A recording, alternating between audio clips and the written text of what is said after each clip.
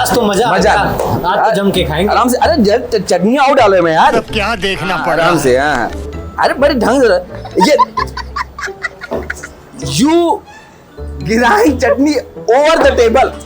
No sir, chutney is on the table. नहीं over the table, नहीं sir, on the table. Over the table. रुको जरा, सबर करो। मैं ये कह रहा हूँ गुलशन सर गिराई चटनी ओवर द टेबल।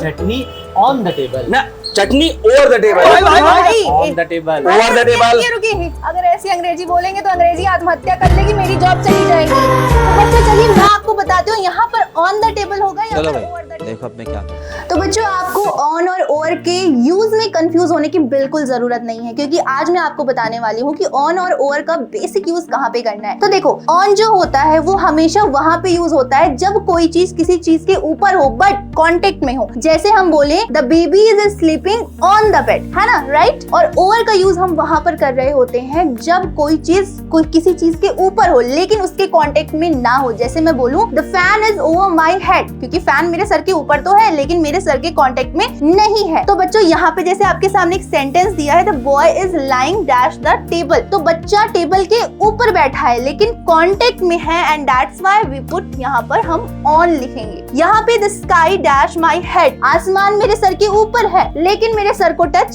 नहीं कर रहा है, इसीलिए हम यहाँ पर ओवर लिखेंगे। और नेक्स्ट क्वेश्चन है the phone is dash the bed. तो बच्चों इसका जवाब आप लोग कमेंट सेशन में बताएंगे। और बाहर से बहुत आवाज आ रही है, मैं जाती हूँ, लगता है ये लोग एक दूसरे के कॉलर ही पकड़ रहे हैं। भाई मैं जाके लड़ाई सॉल्व करूँ। Bye bye bye bye.